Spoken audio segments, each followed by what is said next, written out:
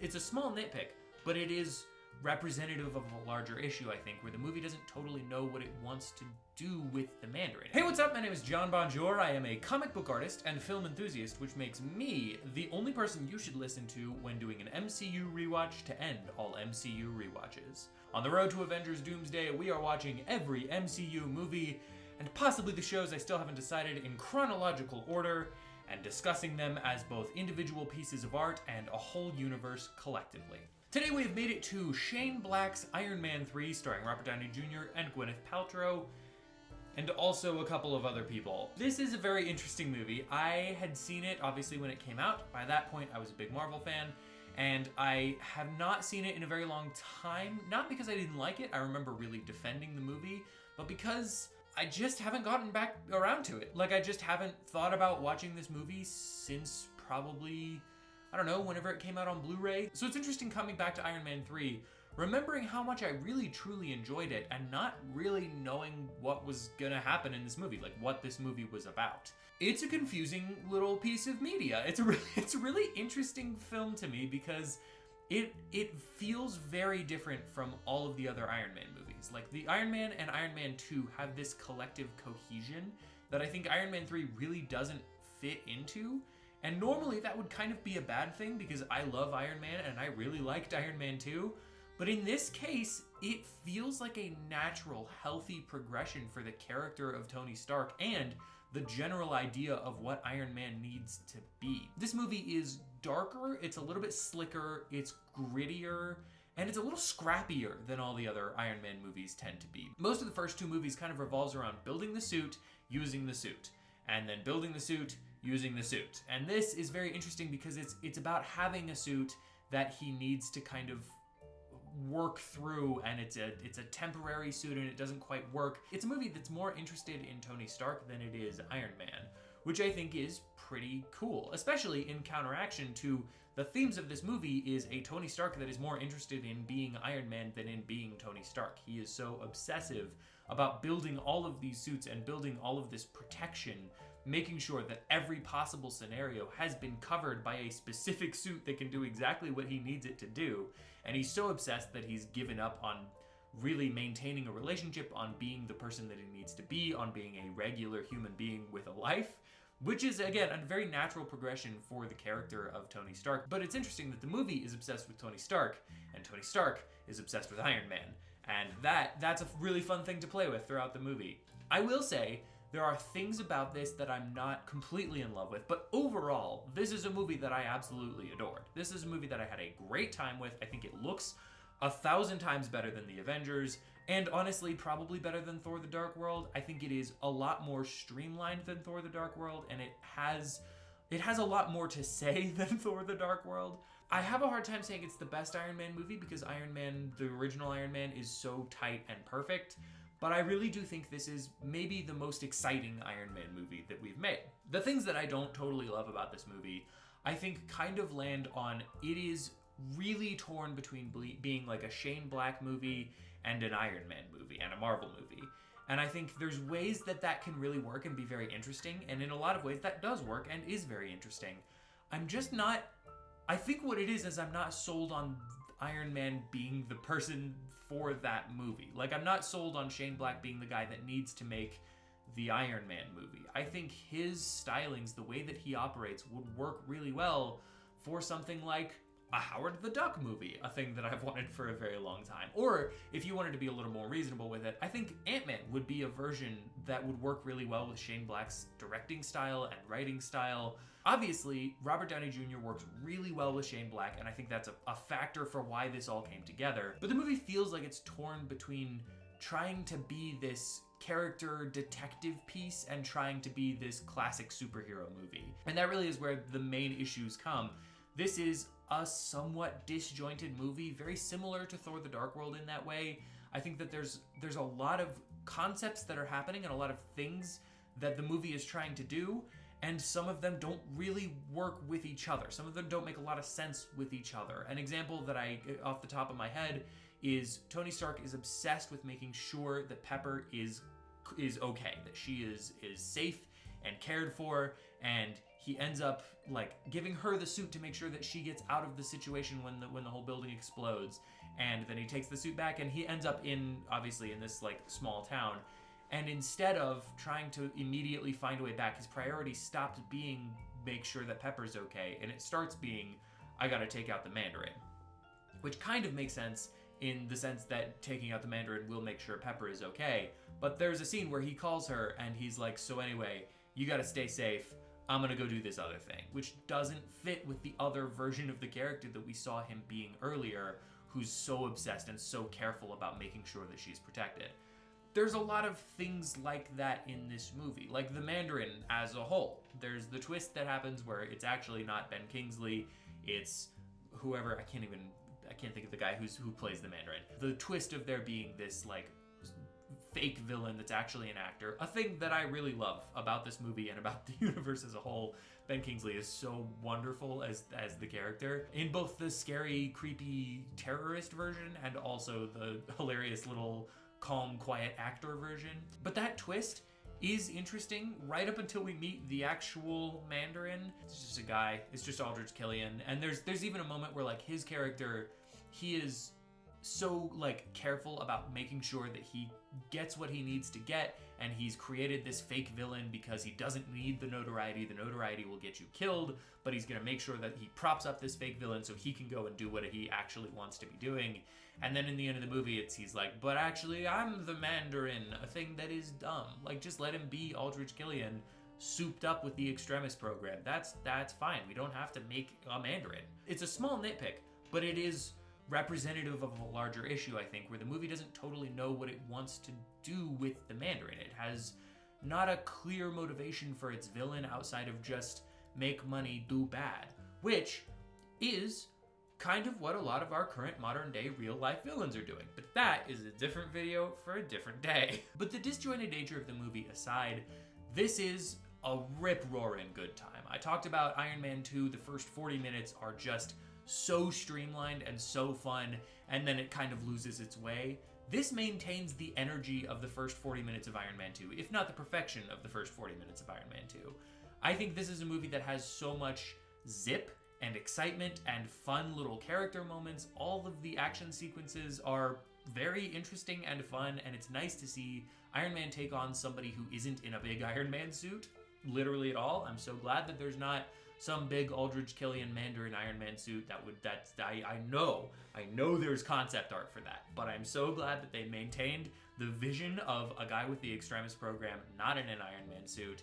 There is no, that I'm trying to think if this is true, I don't think there is an Iron Man to Iron Man suit fight, which is refreshing. It's fun to see him fight something that's new and a different challenge, in the same way that Whiplash was until Whiplash got an Iron Man suit. It's also really fun to see Iron Man going around and saving people. He is a hero. He's in the public eye, but he's also trying to do things that are good. And I love that he's a character that has global impact, and it's wonderful to have scenes where he's, I mean, granted, it is the United States president, so like, there's still a pretty large stake issue there.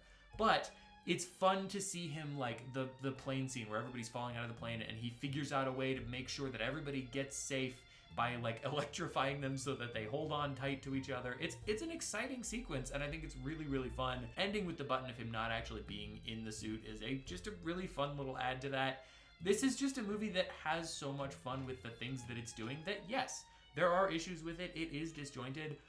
But I also kind of don't care, because by the end of it, you're seeing 1,000 Iron Man suits all flying around. The fight with him and Killian, where he's jumping Iron Man suit to Iron Man suit, jumping through all of these different like designs and styles and things that they can do, sending all of them to like save people and stop people. It's such a fun third act that I can forgive all of what it took to get to that.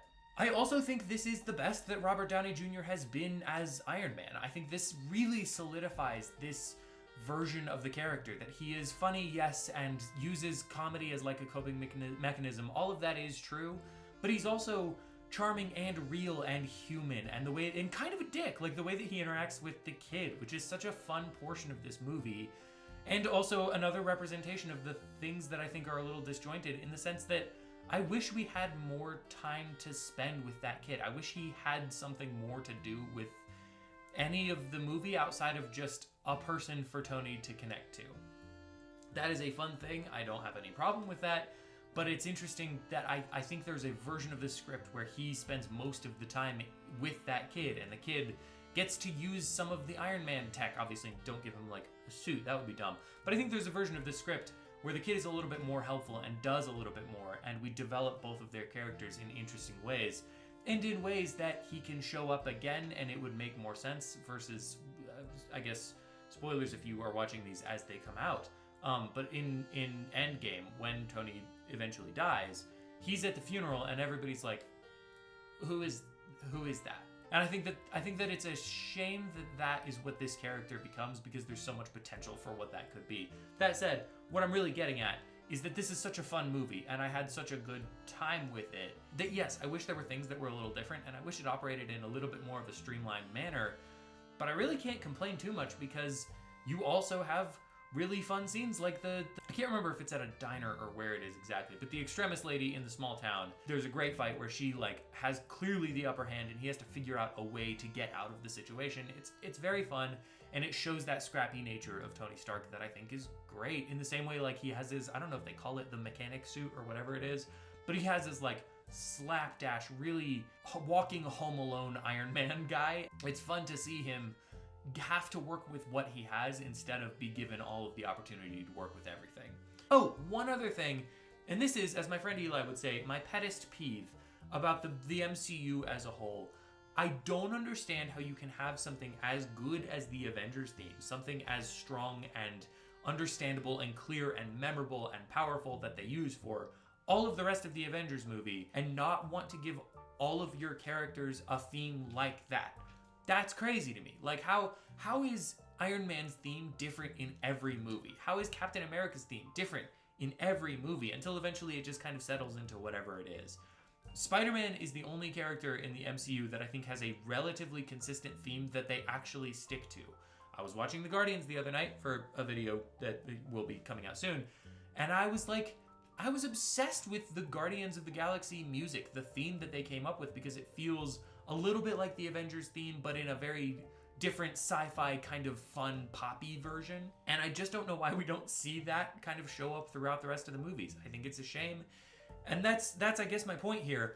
Iron Man's theme in this movie, and I was going to mention this in the Thor review, but I didn't. In Thor: The Dark World and in Iron Man 3, they really lock into a very exciting, very memorable, really good musical theme. And I don't think they stick with that for the rest of the movies. And that is, there's no reason for it. And it's also not a thing to get as upset about it as I am and as I have. Let's talk about this as a universe. There's not a ton. I mean, they obviously reference like the Avengers, and we see Tony deal with the PTSD of what he went through with that, which is a very interesting plotline that I think is fun. This does a good job of developing what the character of Iron Man is, and like whether or not he needs his arc reactor, which... Funny little note, as we're going through the process of learning how stupid I was as a child, I legitimately read the end of this movie as him being done with being Iron Man, which is not at all what the movie is trying to say. Like, there's no part of the ending of the movie that is that. It's literally him figuring out, I am Iron Man, and also that doesn't define me, and that's not the only thing I need to be. I need to be more than that. I used to get so frustrated that Iron Man, like, lost his arc reactor, or he took it out, and then in Avengers, he just shows up and he's Iron Man again. Which is stupid, because there's literally no... I mean, the movie literally ends with him saying, there's one thing I know for sure, I am Iron Man. And my child ass was like... It's a shame we're not going to get any more Iron Man. All of that aside, as a universal piece, they reference S.H.I.E.L.D. a little bit. They talk about, like... You kind of get the hints at what Age of Ultron is going to be about, but really, it's not really about that. I'm trying to think if there was anything else in this that was a real game changer. We're gonna see some extremist guys kind of show up here and there later, especially in like Shang-Chi. That's not really a big deal. And that's pretty much it. We're gonna see, like, we see a prototype version of the Hulkbuster that we're gonna see in Age of Ultron. They call that one Igor, which I think is fun. I think that's a neat little thing. One more quick note, and then we're done. I love the design of all the suits. Mark 42 is sick. I like how it leans into the gold and the kind of tannish gold. I think that looks really good. We also get a few minutes with a Silver Centurion type armor, which just looks spectacular, and it's a huge shame that we don't get to see that in other things. And that really is all I have to say. All the suits look fantastic. It's so fun.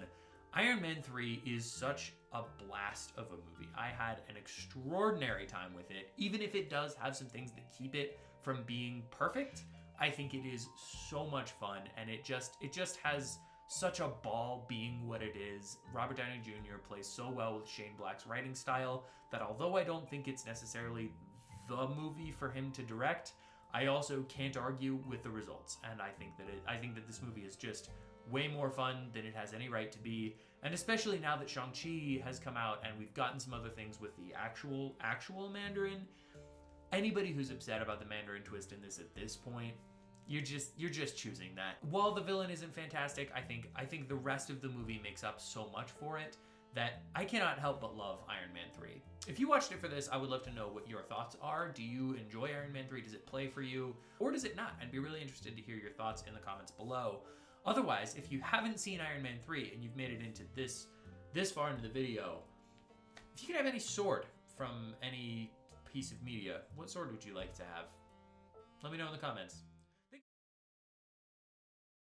Malekith the Dark Elf, who's just like, I want darkness to go. He's a He-Man villain. I just put that together. He is a He-Man villain. This is a He-Man movie, but taken seriously. So for the last 3 videos I recorded, I connected my microphone to my computer, and instead of taking the audio through the audio device, my computer decided, no, I got this one. This one's on me. I'm gonna record it through my terrible built-in mic instead of the microphone that you specifically connected for this experience. And for that reason, the last 3 videos have some just truly horrendous sound, and I'm so sorry about that, and I didn't realize it until I was already in the editing process, and I don't have time to re-record. I have to keep this train a-rolling. Hopefully now this sounds better. If this looks like shit, I'm never gonna do one of these literally ever again. I'm done with this series. If this one doesn't work, I'm out. I can't do it. I'll talk about the Minions movies at this point. Hey, what's up? My name is John Bonjour. I am a comic book artist and film enthusiast, which makes me the only person on planet Earth or any other planet that may have sentient life that you should listen to when doing an MCU rewatch to end all MCU rewatches. On the road to Avengers Doomsday, I am watching every Marvel Cinematic Universe movie and possibly show. That's still up in the air. I haven't decided yet. Depends on how much time I have. In chronological order, not release order, to see how they work as films individually, and also to approach them as a universe as a whole. We just finished out Phase 1. We left off on Avengers, which brings us now to Thor: The Dark World. A movie that, my first experience with Thor: The Dark World, I saw as a part of a triple feature. When The Dark World first released, Cinemark did this fun thing where they played Thor, The Avengers, and then Thor: The Dark World. My dad was physically dragged to the theater to go see it because he, I assume, didn't want to go because that's like 6 hours of Marvel movies, which is a lot for a normal human person. Not a lot for me, but a lot for a normal. And so when I saw this, it was after seeing The Avengers, after seeing the first Thor, for the second or third time for each one.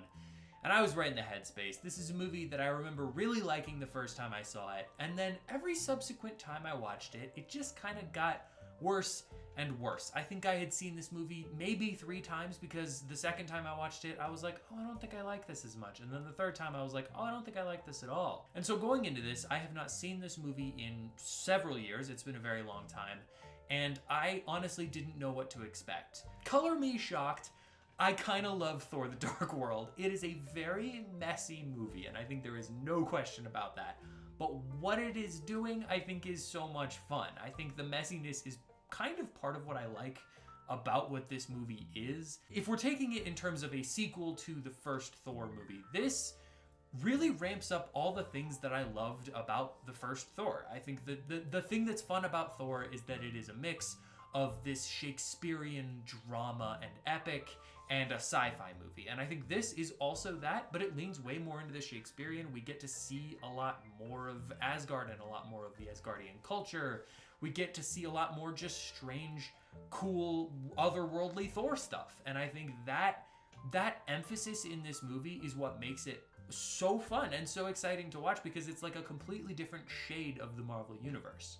I kind of picked up on this thing. I mentioned in my Avengers review that it felt really weird and kind of flat. And I at first thought that was just like laziness. And I was thinking about it in watching Thor: The Dark World. I wonder if the Avengers falls a little bit flat, especially visually, because they just have no idea how to approach it. You're talking about very different styles of film, and especially like Dark World leans even further into all of the cool Asgardian stuff. And it's got these rich, thick textures and color depth. It's this big, dramatic, elaborate, extravagant, beautiful looking movie. Granted, sometimes some of the CGI, some of the green screens don't always totally land, but you're on a visual level, you're talking about something that is so beautiful and so luscious, and you're trying to merge that with something like Captain America, which is this period piece, 40s, 50s kind of vibe. Also paired with Iron Man, which is this kind of colder, more harsh, metallic tone. And so it's interesting. I can see how if you're making the Avengers, it might be kind of tough to merge all of those styles into something that is cohesive and still good to look at. I don't think they did a good job, but I can see how that's a challenge. All of that to say, it brings a new appreciation for me in what these Thor movies are, especially Thor Dark World, because it takes so much time developing all of these things. In the first Thor, it kind of felt like there are exactly 4 rooms in Asgard, and we go to each one of them depending on what scene we need to have. Asgard in Dark World feels lived in. It feels full. It feels like if you rounded the corner, you would find a marketplace. You would find kids. You would find people living their Asgardian lives, whatever that looks like. And maybe it's just like a budget thing. Maybe it's a CGI thing. I don't know what led to that. I'd be interested actually to know what the budget was for Dark World in comparison to the original Thor, because it feels so much bigger and so much more grandiose that I just am like, there has to be a budget concern there. I also think spending more time in Asgard in this movie kind of forces us to develop Asgard further. You get these cool, like, Norse boat ships. You get these really interesting, the way that the Viking funerals kind of happen. You get to explore things that you wouldn't necessarily get to explore if you're just using it as a small piece of a larger story. I appreciate how much of this movie is in Asgard. I appreciate that we're like bringing Jane to Asgard, because these movies are hogtied to the Thor and Jane romance, even though I don't think it almost ever works. But that does kind of bring me to the thing that I think is the weakest part of this movie, which is still the romance between Thor and Jane. I want to get behind it. I wish that I could. And in a way, I almost kind of can, but the movie still isn't invested in making us care about this romance. It is there because it has to be there, and all of the stories are kind of built around their romance, but they're just, I don't know if it's a chemistry issue, or in this case, I think there's just a lack of writing involved in it. They never develop the characters outside of a few like early and late bits. The romance between them isn't developed at all. It's just a lot of, you were gone and now you're here and I'm so glad to see you. Movie happens, you left but you came back, so isn't that great? That's not really developing the romance, and so much of the movie depends on the romance. That said though, Natalie Portman does get a lot more to do in this movie, and I think she, being kind of infected with the ether, being brought to Asgard, I think she gets to have more fun with this, so it's less apparent that it's not totally working. I think a lot of the issue does come down to this movie is just moving at a much faster pace than it kind of should if it's going to develop those characters and make us care about that romance. There's not a lot of character development really to be had in this film. It's a lot of extremely cool Thor stuff, but it doesn't take Thor really any further than he was in the last movie. I would say right at the end, he gets a moment to kind of explore where he has gotten to in this movie, where he chooses not to be king and he gives that up because he would rather be a good man than a great king. That's a baller line. That's a cool character arc. I don't totally think that that's what the movie was like gearing toward, but that's okay. I see how that's the resolution of it, and I don't mind, because this movie is doing so much fun Thor stuff. That is really the saving grace, and honestly, to me, the draw to this movie. It is a huge sci-fi fantasy epic in a way that I think we probably never get in the rest of these movies, which is a shame. It's such a fun tone to be bringing to the Marvel Cinematic Universe, and it's such a fun tone outside of that, just to have in this movie. I appreciate how much care went into the designs of everything, from the cool Norse boat ships to the city itself. It's these elaborate textural, like architectural designs. I love that Malekith feels like a completely different race and planetary being. I love that he feels like this kind of gross H.R. Giger version of an elf. I think that is extremely cool and makes his weird, like, giant knife ships make sense. It makes him feel like his own version of a threat. Although I will say, there aren't, like, not issues in this movie. There are problems with this film. Malekith isn't really a threat until he gets the ether in him, and that is boring. He's a boring villain. He just is. He looks really cool. All of the designs of his ships and his army and the Cursed, really cool. Malekith himself is not an interesting villain. He just wants to bring darkness back to the realms because he wants to bring darkness back to the realms. Like, there's no further motivation behind that. There's no reason that he wants to do that. There's no really reason that he thinks he's right about doing that. We were watching Daredevil last night, and it was kind of a tonal shock to go from the most recent episode of Daredevil and jump into Thor: The Dark World, where it's like you're going from Wilson Fisk, this guy who's this well-constructed, thoughtful, interesting villain, to Malekith the Dark Elf, who's just like, I want darkness to go. He's a He-Man villain. I just put that together. He is a He-Man villain. This is a He-Man movie, but taken seriously, and I don't dislike it for that. I'm a huge He-Man guy, but like, it is interesting to see that this has no interest in developing Malekith beyond just being guy who wants to do bad stuff. But back to the positives, I'm realizing I am aware of the issues that this movie has with story, pacing, some of the character development. I simply don't care. There's so many cool, rad, interesting fight scenes that feel different from anything else. They really hone in what Thor can do and what his power set is and what he might be able to do in developing that power set. This is a thing that I appreciate about the Marvel movies overall. They are very good at furthering their characters on a skill and physical level.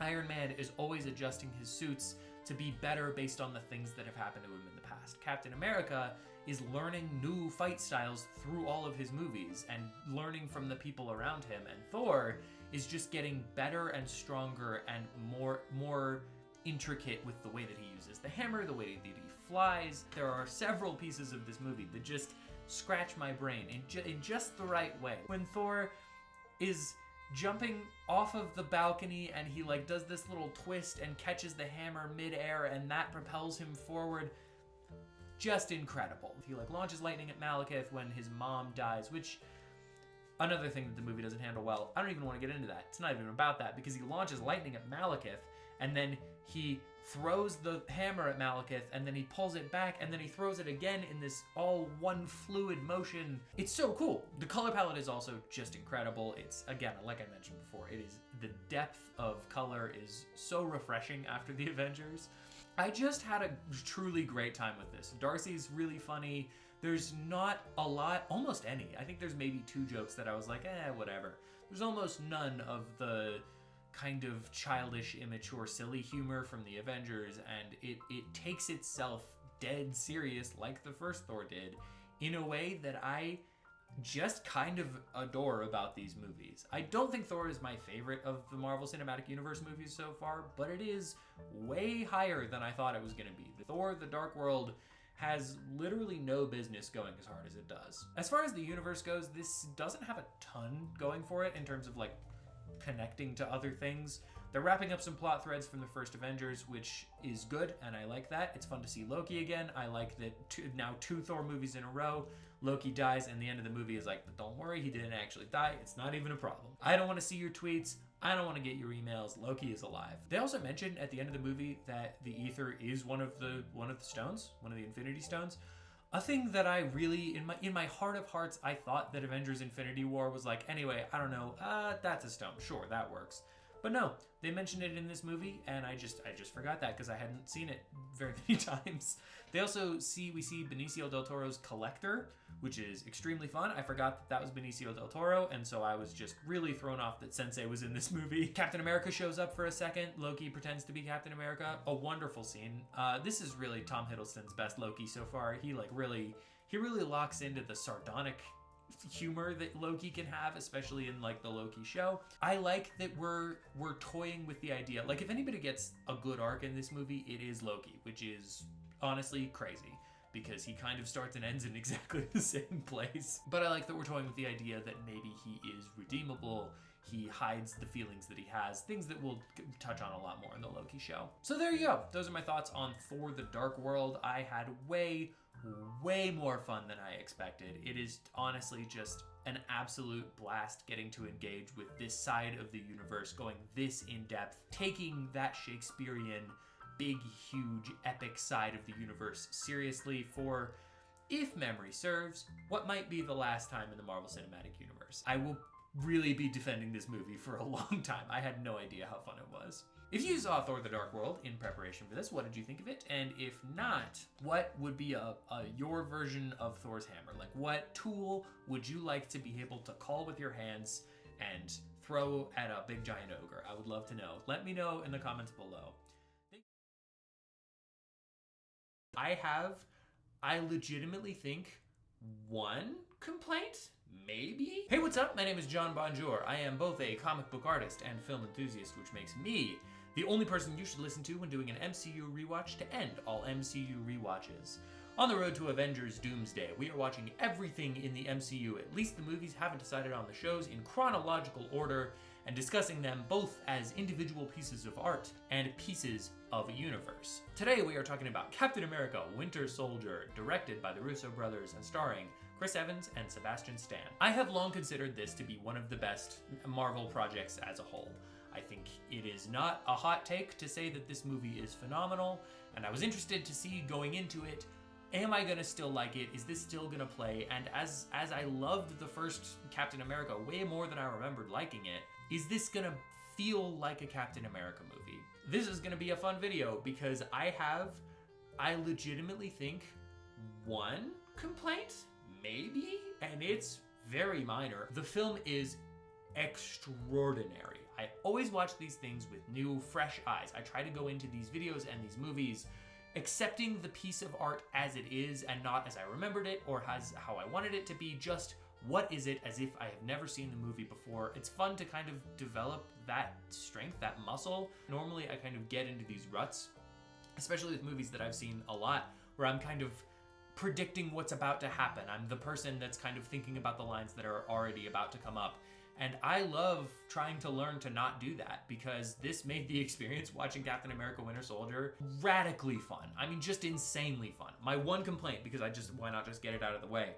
There's a couple of little cheesy moments. I mean, there's just a few, right? Like there's the kind of Mission Impossible-y ripping off the mask, we have a little wig for some reason kind of things that I'm like, I don't love. I don't think they play perfectly in this movie, but also, if that's my only complaint about the movie, we're good. We are good. Put it away. This was the first, as I'm making like a ranking that I'll do a video for. But I'm making a ranking on my Letterboxd of where I think these movies kind of fit in. This was my first 5-star entry. This was the first movie that I'm like, genuinely, I don't think I would change a single thing. So for the next little while, I'm gonna talk about some stuff that I think is awesome about Captain America: Winter Soldier. The fight choreography, one, extraordinary. I mean, just like stupid good. And it's shot in a way that is chaotic, yes, but understandable. And I really appreciate that. Having Sebastian Stan and Chris Evans, for whatever chunks of it they actually did, the characters, having them fight hand to hand is so exciting and engaging, especially when you know where they came from.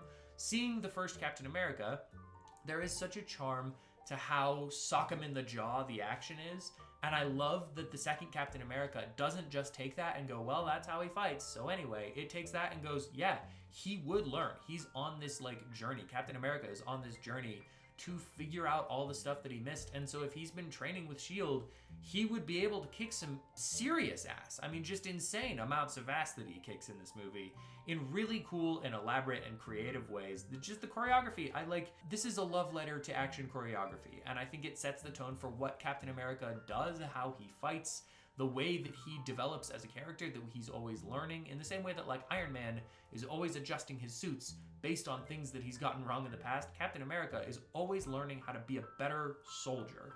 And that is so much fun.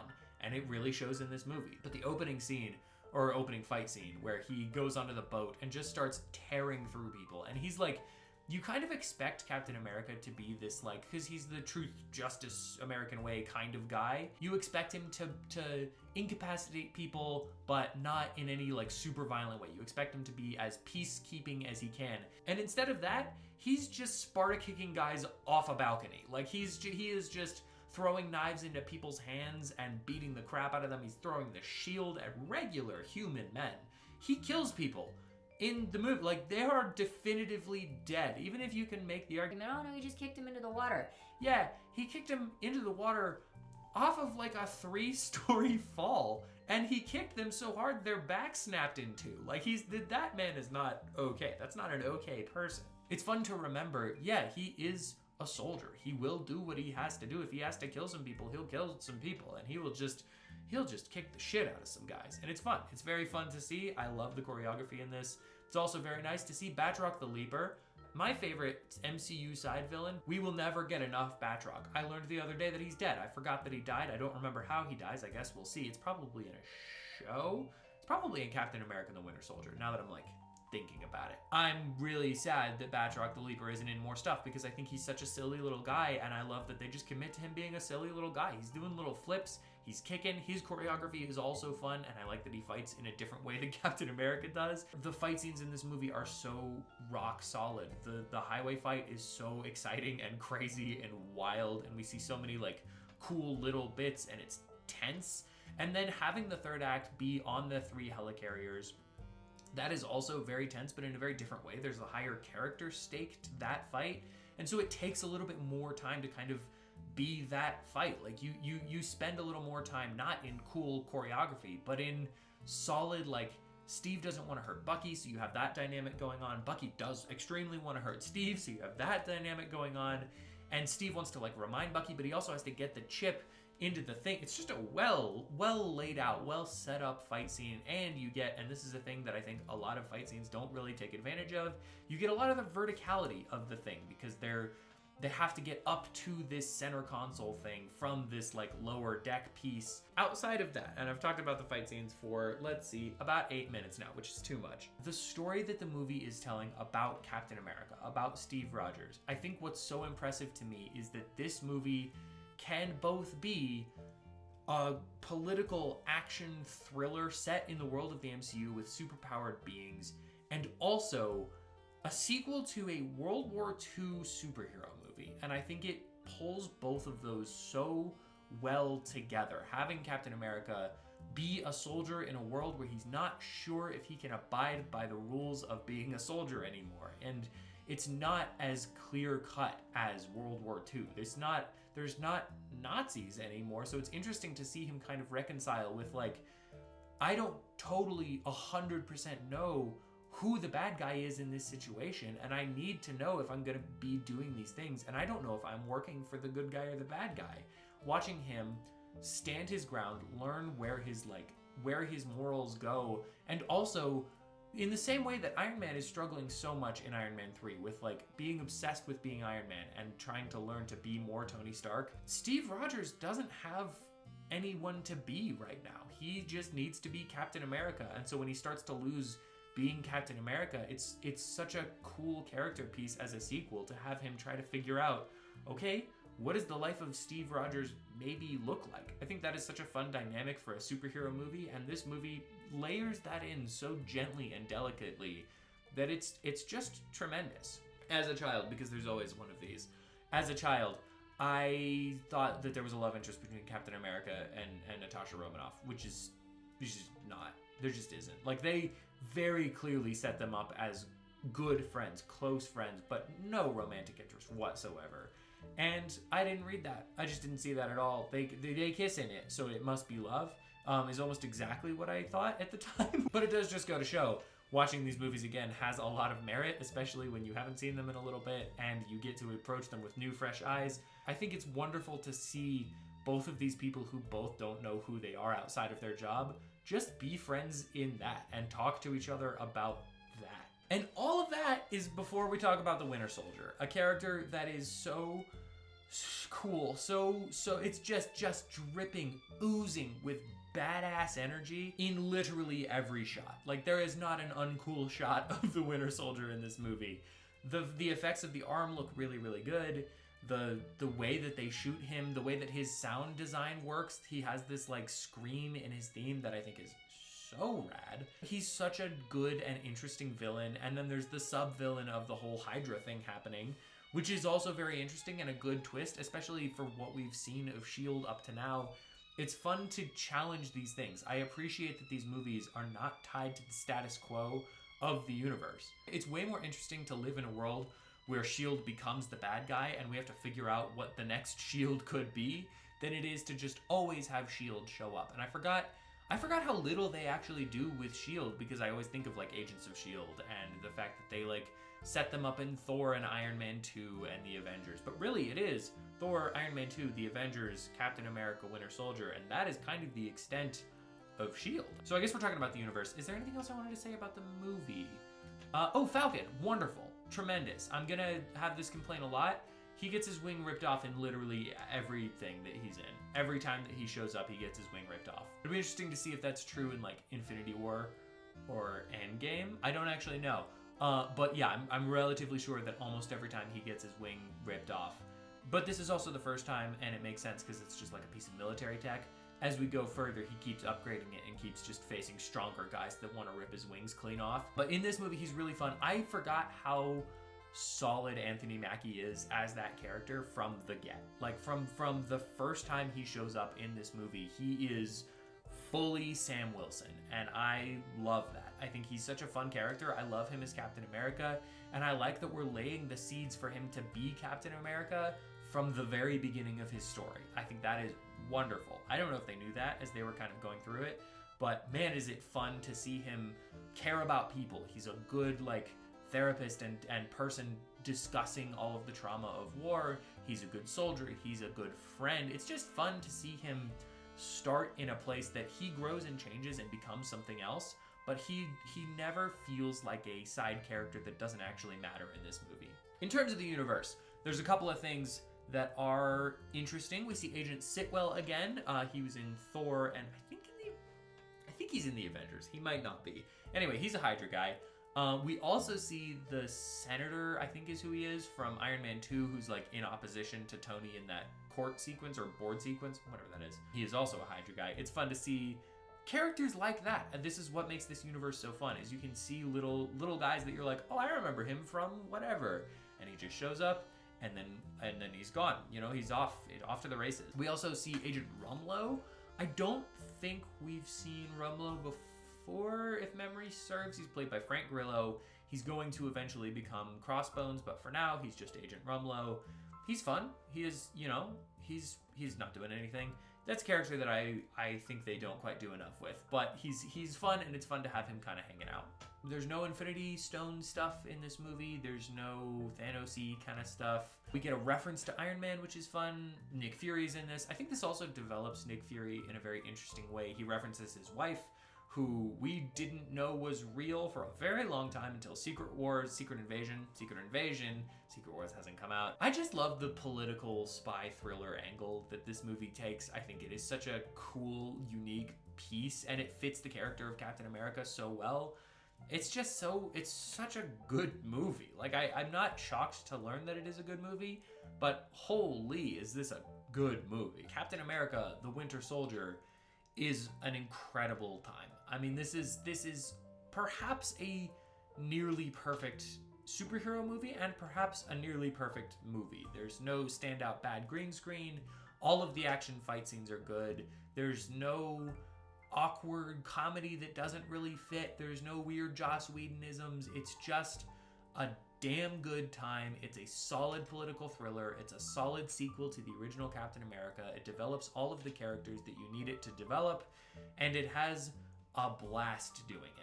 I loved The Winter Soldier, and I'm so glad that it holds up in this rewatch. If you rewatched it for this video, or for, you know, just generally to get ready for the MCU, what did you think of it in kind of catching it again? Are you on the same page as me, or do you think it doesn't hold up?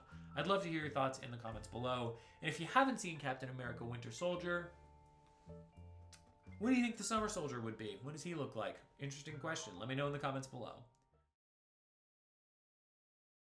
Guardians of the Galaxy is so above and beyond what it A, needed to be, and B, probably should have been. Hey, what's up? My name is John Bonjour. I am both a comic book artist and film enthusiast, which makes me the only person that you should listen to in the galaxy when doing an MCU rewatch to end all MCU rewatches. On the road to Avengers Doomsday, we are watching every MCU movie and possibly the shows still haven't decided in chronological order and assessing them as both individual pieces of art and chunks of a larger universe as a whole. Today we have made it to James Gunn's Guardians of the Galaxy, starring Chris Pratt, Zoe Saldana, Vin Diesel somehow, Bradley Cooper, who am I forgetting? The big guy, big one, big man. I do these just off the top of my head. Why do I do that? I could just look them up. Dave Bautista. Freaking Dave Bautista. So it stars all of those people. Guardians of the Galaxy is a movie that defined me as a child. This came out in 2014, I think. Another thing I should know. This movie came out in 2014. I was 13, and this movie truly defined me, and it defined my taste in music for a very long time. It still has a hold on me. All three of them do. It's a movie that had such a tremendous impact on the person that I became, and the personality that I had, and the way that I choose friends, and the way that I interact with friends. It had such a tremendous impact that I was a little bit scared to come back to it because I was worried that I wasn't gonna like it. There's been some of these that I come back to and I go, yeah, that's not as good as I remembered it being. And I was worried that the original Guardians of the Galaxy was gonna be one of those. James Gunn, I should have trusted him. I should have trusted him because he has not made a movie that I didn't enjoy.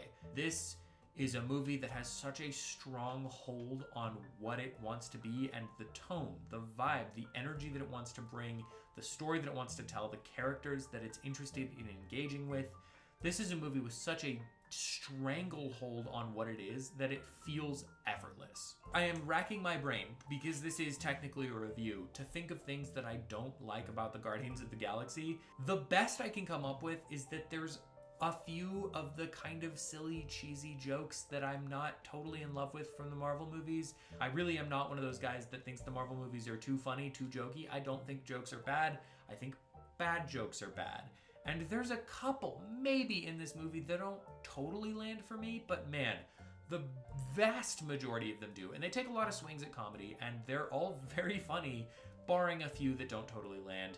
There's also, because it came out in 2014, there's a couple of effects that don't look perfect. But again, when we're talking about a movie that has so many effects, I think it's okay to have a few that don't totally work. In fact, one of the things that I love so much about this movie is that it is a blend of practical and CG effects. So a lot of the sets are practical and they feel real and designed and tangible. And it's nice to have those kinds of things that feel real and then extend them with CGI. I think that's the way to do it, instead of like shooting it all in the volume and making it not really mean anything. It's nice to see this tangible real set and these tangible real costumes.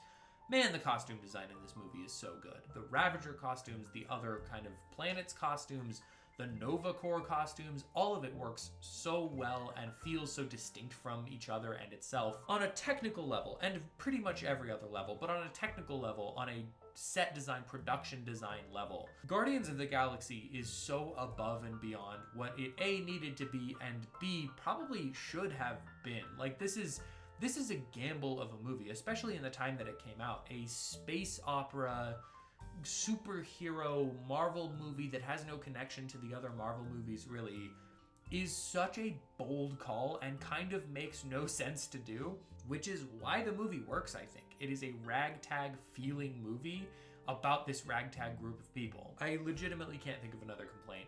Oh, actually, no, wait, I definitely can. The villain sucks. This doesn't suck. He's not great. Ronan the Accuser is not an engaging villain, kind of at all. He has no real ambition that makes any sense. He just wants power for power's sake. He wants to destroy the Xandarian civilization because of reasons.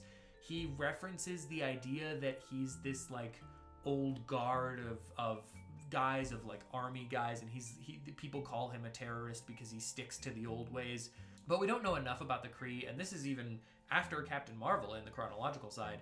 We don't know enough about the Kree to really see why he's that different outside of just he uses a hammer and not guns, I guess. I guess he feels like a ancient civilization warmonger, which is an interesting thing to have. I just don't know that he really does anything with that in this. Like as a villain, he doesn't have a strong motivation, at least that I really care about. He doesn't also have a uniquely solid plan, so he just doesn't play as a good villain. He's kind of boring to watch and doesn't have a lot going on. But it doesn't really matter because the movie isn't about the villain. The movie relies very, very loosely on the villain, actually, which works out quite well when he doesn't really play. But outside of the villain and outside of a couple of jokes that don't totally land, Guardians of the Galaxy is one of my favorite MCU movies ever. I think there's so many good things, and I want to kind of dive into a lot of them. I talked about this in another video, but the music for this movie is so good, and I don't mean the soundtrack. The soundtrack is a given. I mean, that is an obviously exceptional piece of this movie. That's the thing that we were talking about, the group that I watched this with.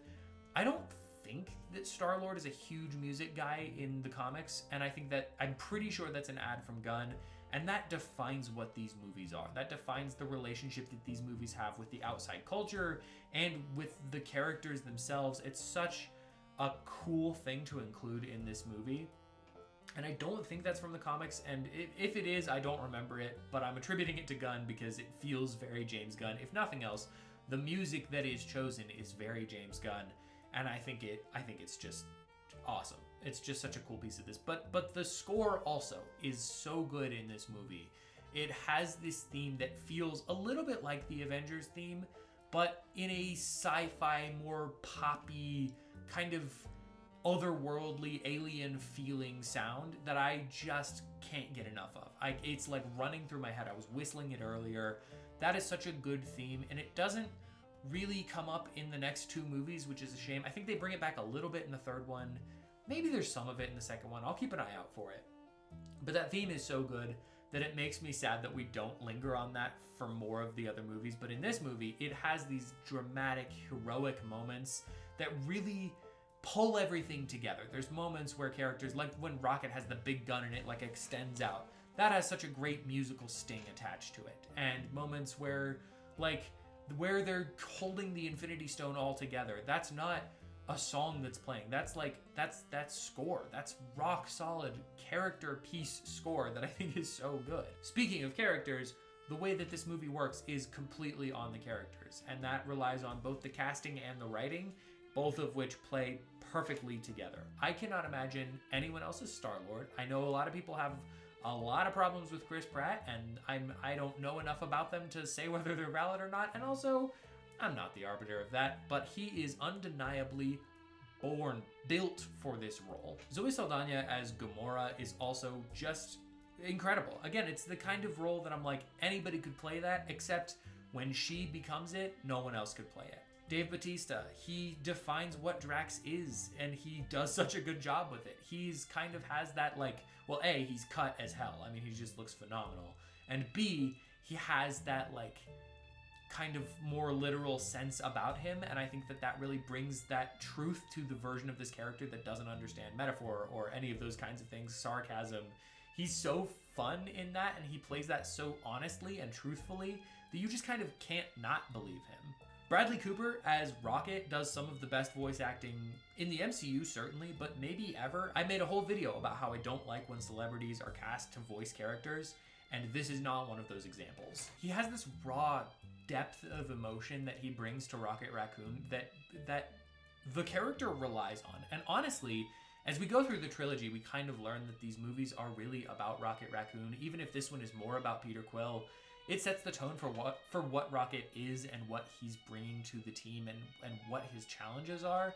And you cannot make that work if you don't have an actor who is bought completely in and able to sell you on this little raccoon being a character, a person with feelings and hurt and emotions and layers of complexity. I think it's amazing to me how much this movie makes me care about both a raccoon and a tree, and the tree is played by Vin Diesel. I have a special affinity for Vin Diesel. My friend and I are making a whole retrospective show about Vin Diesel. More on that as we get into it. I was initially kind of like, why are you casting Vin Diesel to say 3 words? And as stupid as it sounds, I actually think he does a very good job with those 3 words. It's not like they're just playing the same soundbite. He is bringing emotion to each of those 3, and he really seems to care about making this character important and about making those 3 words mean something. And 4 words, technically, as he says, "We are Groot" at the end of the movie. And that doesn't play without having you care about the character in the first place, and it's not just a physical performance. I think there is heart and emotion put into each delivery of "I am Groot." But the way that the characters interact, the way that the story develops them individually and as a team, means so much to the universe and to the characters and to this movie. I mean, it is a family movie, and I don't think that The Avengers is a family movie. To me, The Avengers is a fun team-up movie. Guardians of the Galaxy is a movie about a team. It's about a group of people that care so deeply for each other and learn to care so deeply for each other that they have no other choice but to become something else, but to travel together and vibe out. And I connect with that really deeply.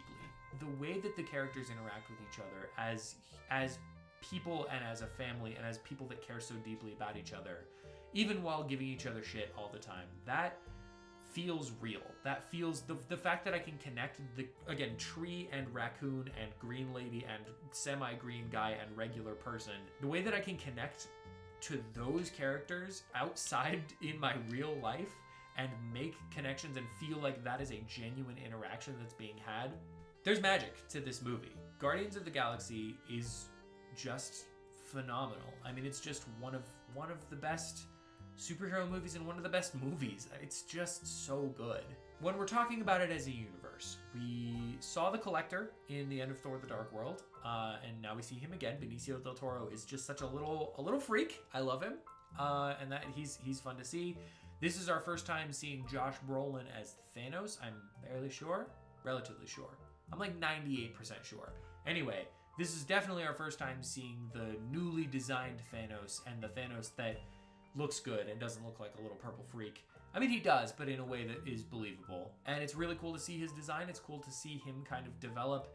I love that the Guardians movies develop his side of the world in a way that, like, initially when you hear about Guardians of the Galaxy and when we heard about Guardians of the Galaxy, it always kind of felt like, what are we doing? What's the point of this? Why does this have anything to do with anything in the universe when we should be focusing on Iron Man and Captain America and Thor and all the Avengers? Like, that's what really matters. Why are we going outside and doing this other team? But looking at it now, it really does so much groundwork to develop Thanos and to develop that side of the universe, the cosmic side, both outside of Thor and involving Thor. It's so interesting to see them kind of take the time to develop that character and to develop that world, and have Gamora and Nebula and the way that they interact with Thanos, the way that they both kind of want Thanos to die because they see that he is a horrible, horrible person.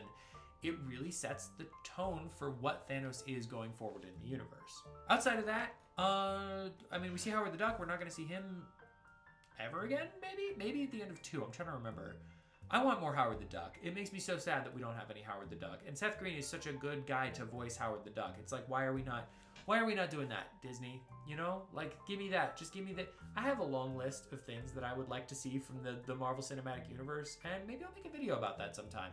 Howard the Duck is very high on that list. Giving him like a detective noir story would be so much fun, and also radically expensive, so just do it anyway for me. Do it for me, please. We see Cosmo for a second. We're gonna see her in the 3rd Guardians. That's kind of fun, kind of a neat little side character.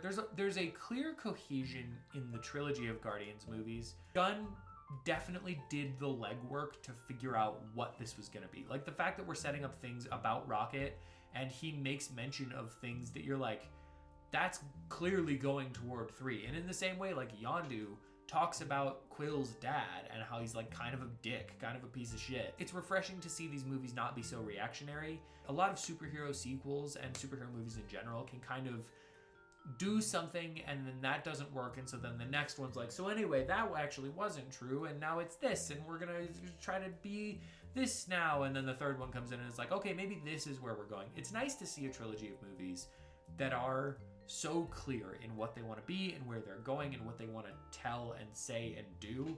I love it. I just love it. It's just so nice to see. Guardians of the Galaxy, the original, is phenomenal. It is so much fun. It is hilarious. It's engaging. The characters have depth. You care about them on a personal, human, or, animal or non-human level. It is a movie that has so much fun in it and so much heart behind it that you cannot help but love it, even if the villain isn't great, even if the story, while interesting and good, doesn't necessarily have a lot to say outside of the team. The movie is really about the team, and it's about the characters, and that is what makes this movie work. It's one of my favorite movies ever. I just had an absolute blast with it. If you've seen the movie and watched it recently for this review series, or for just getting ready for Doomsday, what did you think of Guardians of the Galaxy as you revisited it? Or what are your original thoughts if you haven't revisited it? And if not, what's wrong with you? Sorry, no, that's aggressive. If not, what was your favorite childhood game? Let me know in the comments below. Thank you so much. Doesn't look like a TV show for the first 2/3 of it, which means it is intrinsically better than the last Avengers movie. Hey, what's up? My name is John Bonjour. I am both a comic book artist and film enthusiast, which makes me the perfect person to do an MCU rewatch to end all MCU rewatches. On the road to Avengers Doomsday, we are watching every Marvel Cinematic Universe movie in chronological order instead of release order, which brings us today to The Avengers Infinity War. Nope, The Avengers Age of Ultron, directed by Joss Whedon. I have an interesting relationship with this movie. I have an interesting relationship with all movies. I connect deeply and potentially unhealthily. Age of Ultron is a movie that I remember watching. I saw it in theaters opening weekend. I was so stoked for it. It came out in 2015. I was 14, little guy, just a little guy. Could not be more excited. I had loved the Avengers and caught up on everything and watched everything up to the next point. So Age of Ultron, stop saying that, John. You gotta be smarter than this. Age of Ultron came out and I was so excited. I went to the theater. It blew my 14-year-old mind clean open. I mean, I just was like not prepared for what this movie was gonna be. It was one of the most amazing experiences I've ever had. And then, as most 14-year-olds are, I was on the internet and everyone sort of hated it for some reason. And I legitimately could not understand why people would not like this movie. I was like, this movie is perfect. It's the perfect sequel to the Avengers. It's got all the cool action that you want from an Age of Ultron type movie.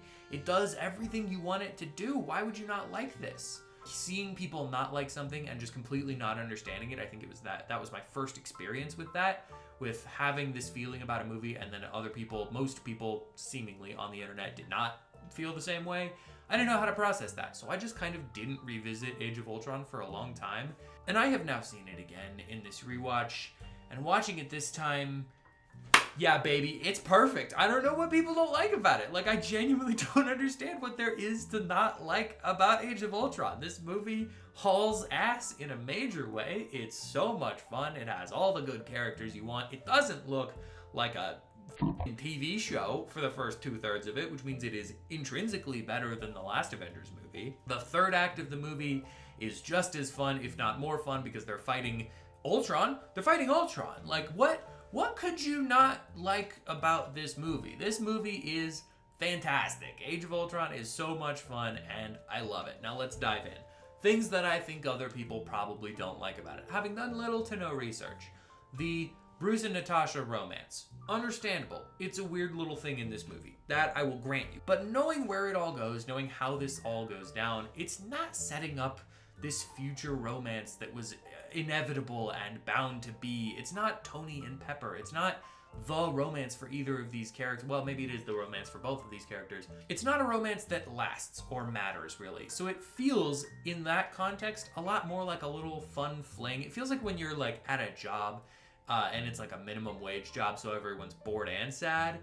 And so then they just kind of all sort of get together. Like everybody's dating somebody. And it feels like that. That's what this romance plays as for me.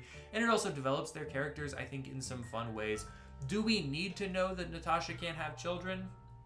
No, that is a strange thing to write.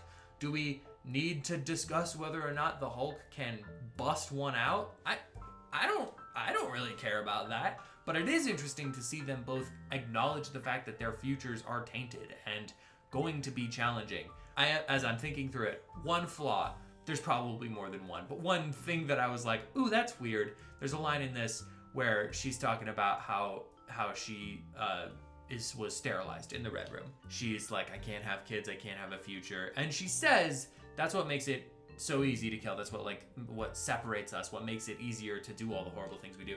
But basically, the scene plays out where she goes, I can't have kids, so you're not the only monster, Bruce Banner, which is crazy. It's a crazy thing to write. The generous assumption is that she is talking about, I killed a lot of people and that makes me a monster, and that's tangentially related to this. But the implications of that aren't fantastic either. But overall, the romance between them, I think it's fun. I think it's fun to see them kind of flirt with the idea that maybe there could be more for themselves than just being horrible monsters who can't have kids. There's a couple of Joss Whedon-isms in this, most notably the motorboating, which is just, I mean, I get it, Joss, I do, but it's also a strange thing to try to put in as many superhero movies as you possibly can. There's a couple of jokes that don't totally land, but overall, I think most of the things that aren't good from Whedon and from just generally in the last movie, they're really ironed out in this one. I think this is a much cleaner, much faster, streamlined piece of superhero cinema. Oh yeah, the other thing that I was like, people were probably upset about this. The trailer for Age of Ultron really does paint it as like a horror movie starring James Spader as a robot. Could have just said James Spader. I think if you were expecting that in 2015, I think that's a little bit on you, right? Because it's like the MCU still hasn't really embraced horror, anything outside of Werewolf by Night and that Blade movie that we all definitely saw because it totally came out, and Moon Knight. Like, those are the three things that I think those are the two things that I think kind of hint at horror and sort of play in that space a little bit. But really, Marvel hasn't done anything actually horror in the live action space. And so to see the trailer for that, which sets the tone for a darker, more challenging Avengers movie, that's fair, and I think the movie delivers on that. There's a lot of character stakes and feelings that are like involved in that. The idea that Tony Stark is so burdened by the need to be there that he has to create something that's stronger, and the need to protect. I think that's good. I like that storyline for him, and I like that he's brash and kind of stupid about it twice in the movie. And I like that it works for him one of the time. Like, that's good, that's solid, that's decent Tony Stark writing. So yeah, I could see if you were expecting this to be a horror movie, or if you were expecting this to be an adaptation of the Age of Ultron storyline. It isn't that. It just isn't that. But also, it wasn't going to be that. Secret Wars isn't going to be a one-for-one adaptation of the comic Secret Wars. It's going to take liberties. Infinity Wars did. Endgame was a complete new thing. These movies take liberties, and so to expect Age of Ultron to be exactly like the comic or a horror movie starring a robot, it just doesn't make sense. It's a superhero movie. And the fact that it plays in some of those spaces, to me, is a fun texture for this movie and not a disappointing thing that it doesn't do more. And those are literally the two things that I can think of not liking from this movie. Everything outside of that, the characters that they introduce in Wanda and Pietro, the ways that they redeem some characters, like the legwork that was done for Hawkeye in this movie is psychotic, borderline illegal how good they are at making this a character I care about now, because Hawkeye did not have almost anything going for him in the last movies, technically, because he's in Thor, whatever. It is wild to me that in Age of Ultron, that makes me mad when I do that. Age of Ultron Hawkeye makes this really strong turn into being someone that is lovable and sweet, and I think making him a family man is really fun and smart. He's more than an agent, and I think him and Black Widow are both elevated outside of agent status and into superhero. They were kind of roped into the team in the last movie, and now they're a part of it. They're making it happen, and I like that. Jeremy Renner, he's great at this. He's just the perfect Hawkeye, and I love him so deeply. He has that kind of, I don't know, blue collar working man. I just gotta go to work. I gotta go to work. I have to put my boots on and go to work, or we're not gonna get paid. I love that he gets the hero speech for Wanda. I think that is such a good scene. It sets up such a fun character for both of them, but also it shows that he's his mentality is we do this because we're good at this and we have to do this. And there's a reason we're Avengers. This is the movie that solidifies what the Avengers really are. In the last one, they were kind of a ragtag, some assembly required sort of team. And in Infinity, and in Age of Ultron, they are developing. They're really, truly a team, and they're working together in ways that are really fun. We also should not acknowledge that the action sequences in this movie are a total blast across the board. The opening scene where they're infiltrating the Hydra base is really cool and very well shot. We get a lot of fun little combo moves. It's fun to pick up this Avengers movie feeling like the third act of the last Avengers movie. Like, we're just seeing them play together in some really fun ways. The Hulk versus Hulkbuster fight. Let's just take a second to talk about it, because two things that I think were specifically worth noting. It's a great development for the character of Tony and Bruce in the sense that they both developed this thing as like, in case this happens, we need a thing. You can kind of see where they probably helped out. Like, you can see specific, like, Tony is good at making the armor. He's good at making the like propulsion units and all of that. But you can see where Banner's like, okay, but it might be helpful to have a thing where we can sort of cage the hand and keep the arm. And it might be helpful to have like extra arms and things like that. I like where you can see their input both went into that. And two, this fight looks stupid good. I know, billions of dollars were probably put into this, millions. A lot of money was put into this movie. I am fully aware of that.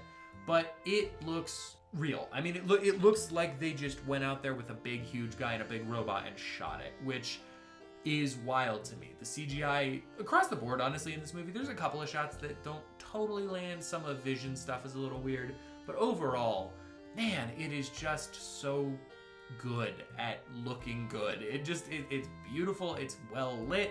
It's well color graded, and in that case, the CGI on that scene is just. I cannot enough express how good it looks. And it's just a very exciting scene. It's fun to see them fight. It's cool that like in two of the Avengers movies, we get a different character fighting the Hulk. There's an argument that people are like, oh, we don't get any like crazy Hulk after this, which I'm like, what more did you want him to do? I understand that it's fun to have a threat of a Hulk, and we get that later with like Red Hulk and probably maybe another thing. He's already destroyed a city. Like he threw Iron Man through 6 buildings and he collapsed 2 of them. I don't know what you are looking for out of a new thing with Hulk in it. Maybe I'm wrong. I could be proven wrong. There's a world where like Spider-Man, there's actually a Hulk in there and not just Bruce Banner. And it could be really fun. Maybe we get that Savage Hulk again. And unless you're gonna do a full World War Hulk, it just seems to me like we've gotten what we need to out of guy fighting a Hulk. So I'm okay that we don't get a lot of that. I'm okay that we develop the character past this. This is the change in character that we need. Like, they do a lot of work on Banner. I appreciate that each character has an arc in this movie. Going from Mandalorian and Grogu to watching Avengers Age of Ultron is such a wild experience because the characterization in both of those is so fundamentally different. Speaking of Vision, that I was earlier, not recently, he is such a fun character and he's such a fun add to this. It's a good change, I think. At the time, I remember being kind of disappointed that Jarvis was gone. I think it is a good shift for the character because now we get Friday, who's fun and Irish, and also we get to have Vision, who I think brings so much gravitas and depth to this universe and makes it feel different. There's like a weird thing where Ultron is like has a god complex, which sure, yeah, you probably would if you were a robot that like saw everything and wanted to rule the world or whatever. But then there's like a weird thing where Vision he does the whole I am thing from the Bible. I'm not even like, it doesn't matter to me. I'm not offended by it, but it is dumb. It's just like a dumb thing. It's a line that reads very weird to me. All of the costumes are great. This might be the best that any of these characters have looked. When talking about Black Widow getting like a new character and becoming a superhero, I like that she gets a superhero suit, not an agent suit. Hawkeye does too, a little bit, like he's got a little coat with the tails, and I think that's fun. But her suit like lights up. It's very fun. It's a good look, and I like it a lot. There's so much people saving in this movie, which is great. It's nice to see the Avengers helping people, making sure they're okay, getting them out of their cars, and it's just nice. I like it. I like this movie a lot. It's got a lot of kinetic energy. It has a lot of fun things to be had. On a universal level, obviously it ends with the like stinger of Thanos being fine, I'll do it myself. It's nice. It's like funny now, I think a little bit, because it's like, we know what this is. I don't know if there's much of a connection. We see Fury comes back, which is fun. He has some of the best lines in this. Samuel L. Jackson just delivers lines well. He just does across the board. He gets some really fun ones in this, and he gets to interact with the characters in a little bit more of a personal way, which I think is fun. A cool thing from the arcs of these characters, I really like that Iron Man has a response to Iron Man 3. I remember saying, like, in my last video, I said, when I watched Iron Man 3 the first time, I thought he was just done being Iron Man, and that was really frustrating, and then he shows up in Age of Ultron, and I was upset that he was, like, still Iron Man. That's not how that movie ends at all.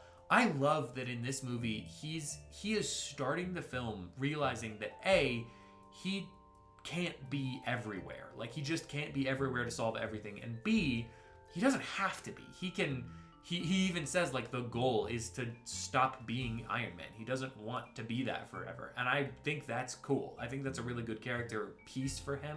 A good response to Iron Man 3 and a very fun continuation for the character. And it makes sense that he would want to kind of become this thing. He would want to make Ultron in the way that, like, he would want to make something that can do what he needs to do without him having to be the one to do it, because he doesn't necessarily trust his calls all the time. I like that the Mind Stone is in the scepter. That's cool. And it's cool that, like, we can have an Infinity Stone that will obviously be important later in Infinity Warps, but also it's so important to this. Like, it contains the code for Ultron, and I think that's really cool. It's fun to see that be a piece of this, and to see that be like, it can play and be relevant to this while also setting up something for the future. I think very often these kinds of things, when they do set up something for the future, they feel very strongly, they stink of like, that's going to be important later, so pretend like it's important now. Where instead, I think that is important later, and if it's arguably more important now. I think that's it. I would love to hear, if you don't like Age of Ultron, I would love to hear why, because in catching it again, had just an exceptional time with it. It is fun that Spader plays Ultron as being this son of Tony. Like, he plays him as this snide little dipshit, which I think is good and fun. I'm okay that he's not this ultimate godlike being or this like higher power thing. I like that has emotions and he's angry and he's like judgmental. I like that a lot. I understand why maybe you wouldn't, but if there are other reasons, or if that's the reason and you want to elaborate further, let me know in the comments what you don't like about Age of Ultron, because I would genuinely be interested to hear it. Otherwise, I loved Age of Ultron. I am so happy with what this movie is, and I kind of can't wait to revisit it going forward, because I just had one hell of a time with this movie just across the board. I think it's a good sequel, a good continuation, and a good movie on its own merit. Thank you.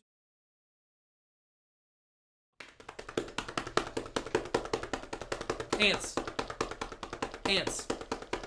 Hey, what's up? My name is John Bonjour. I am a comic book artist and film enthusiast, which makes me the only person you should listen to when doing an MCU rewatch to end all MCU rewatches. On the road to Avengers Doomsday, I am addressing every Marvel Cinematic Universe movie in chronological universe order and looking at them both as individual pieces of art and also as part of a universe as a whole. I'm a little bit winded.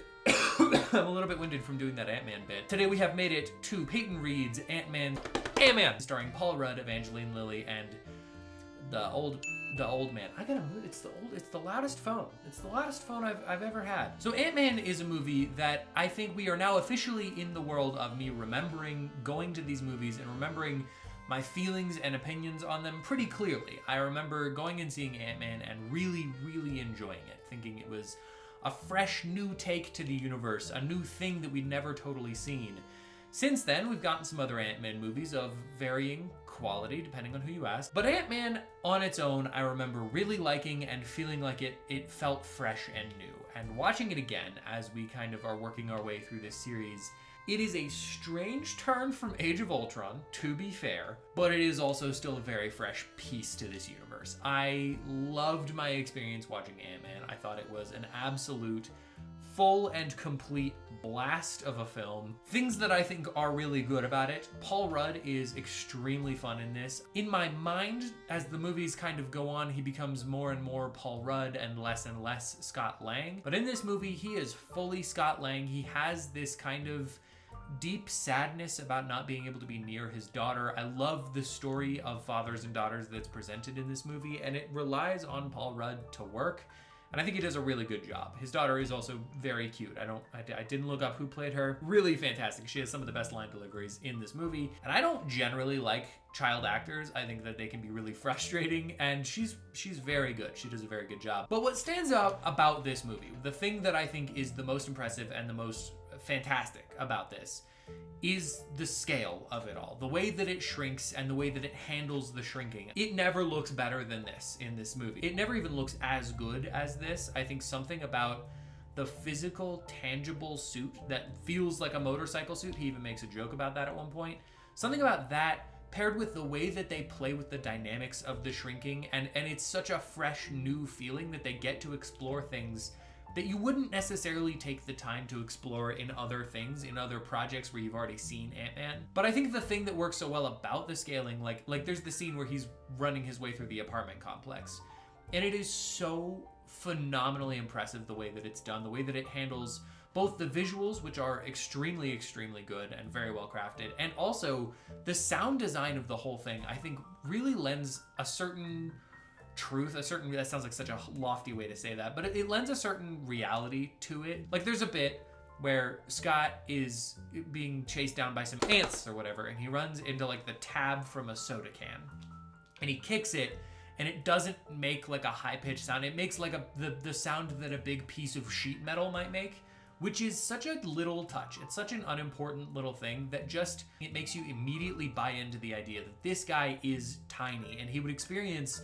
the world in a different way. The sound of the world would feel different. The look of the world would feel different. And it's so creative in the way that it approaches all of those things that I was fully locked in with all of the shrinking and growing and all of that. It's also fun to kind of play in the space of a guy who's learning how to use that, when he's like trying to shrink through the door, when he's trying to learn how to fight using these powers, when he's Scott developing in this as a piece of an origin story, even though it's not technically the Ant-Man origin story. It's such a fun thing to watch. It's such like a creative way to go about this, and it ends up being just an absolute blast. It is interesting the way that this movie kind of operates within itself, because it starts and it's sort of a family comedy drama, and then there's a heist movie, and then there's an action superhero movie. I think each of those are good. The first two are better than the third. I think the way that this movie ends, while I love the final fight scene, and I'll talk more about that later, the way that this movie ends does kind of feel like, oh, and then it became a superhero movie, where I like that it's a heist movie. I like that it's this comedy drama about a family that just happens to involve Ant-Man and superheroes and all of the powers and all of that. That to me is such a fun element of this movie, the way that it kind of operates as Ocean's 11 but tiny. That's something that makes this feel unique. So by the time the third act does come, even though, and I guess this is a good time to talk about it, that final fight scene is so much fun. Having it be like a classic train scene that just occasionally reminds you that, yeah, this is toys. That's such a creative, clever way to go about a final fight scene in a superhero movie, and it feels like the kind of thing that you just sort of wouldn't do anymore, which feels strange because this came out in 2015, I think, which is like, granted, 11 or so years ago, but that still is like not that long for me to be reminiscing on, oh, they just don't make them like they used to. Something about the way that this movie is presented feels, creative is the word I keep coming back to in my mind. It feels so creative and so intentional in the world building and in the way that they use the ants, in the way that they explain just enough of the science of talking to ants and shrinking that you can buy it, but not so much that you can start to poke holes in it. There's very little, honestly, of this movie that I don't enjoy, even though it does kind of become the classic superhero thing, and I think the pacing as it does that is a little strange. We leave Yellow Jacket in the like bug zapper thing. When Scott gets picked up by the cops and brought away, and then he gets brought right back to the house to fight Yellow Jacket again, the pacing of that is a little strange, and it's kind of odd that we get like 2 Yellow Jacket fights pretty much back to back. At the end of the day, it honestly doesn't really matter. It all kind of blends into being one thing, but it is like the cost of having such an interesting first 2 acts is that you do have to kind of pack a lot into the last act of the movie. This is our first kind of crack at the quantum realm, and it feels, and this is, I guess, more universal, it feels like we didn't really know what we were doing with that. It feels like we had a general idea and wanted it to look trippy and weird, but by the time you get to like Quantumania, it is a completely different concept. It feels fundamentally different, and I assume that maybe there's a reason for that. I don't remember a lot of Ant-Man and the Wasp, but I think that kind of starts to deal with the quantum realm. So maybe there's a reason that it looks so different in this one and feels so different in the later movies. From a Universal perspective, there's not a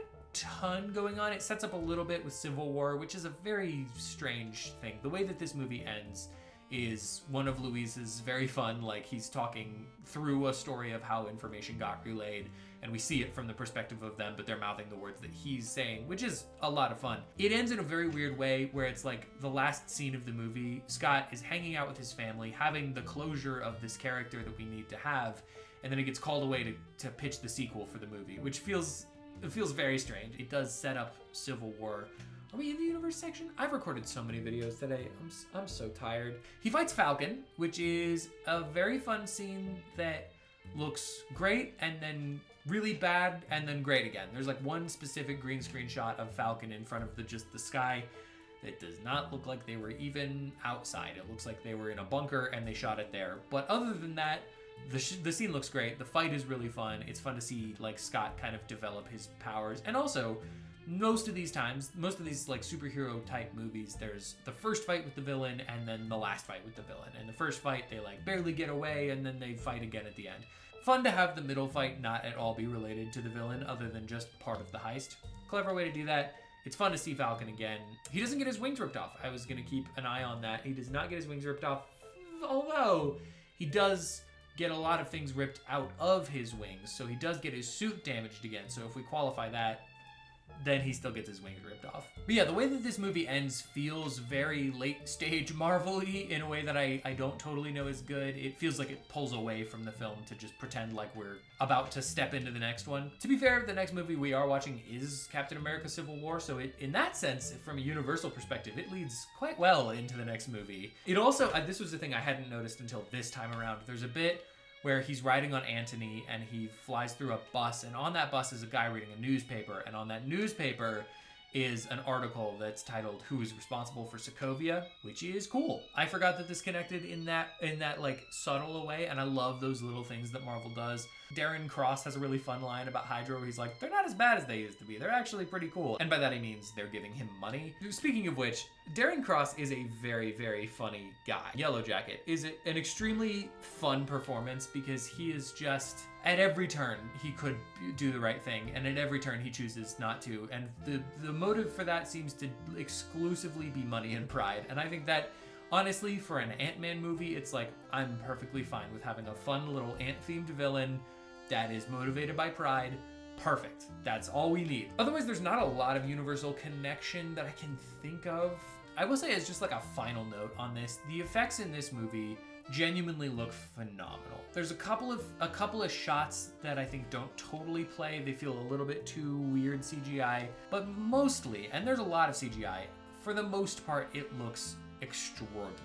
It feels lived in and real and very well lit and creative and cool. And I just, from a visual perspective and a creative like set design, not even set design, but like set piece design, this movie is so immaculately crafted that it, if memory serves, really puts the others to shame. I so appreciate about this movie. I always forget how fun this is. I logged this on Letterboxd and I said, I always forget how great this movie is and how much juice it has.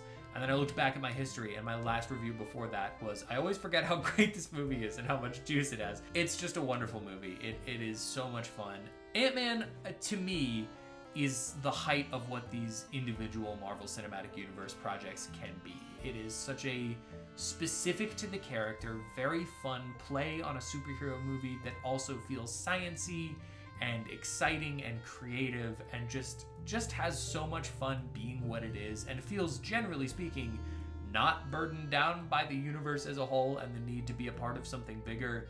that it just sets him up to be a character that we love so much going forward, that can get him through a series of movies that I think are not fantastic. If you watched Ant-Man again for this rewatch, what did you think of the movie? Let me know. I would love to hear your thoughts in the comments below. And if not, shoot. I mean, what's a bug that needs a superhero, you know? Because there's a lot of super bugs out there. Give me one that doesn't. I was gonna say the tick. The tick is definitely one. Ants, thank you so much for watching this video and checking out my channel. If you'd like to hear more of my thoughts on movies, comics, TV shows, anything of the like, hit the like button, hit the subscribe, and comment down below what you would like me to review next, or do none of those things, because I am not your dad.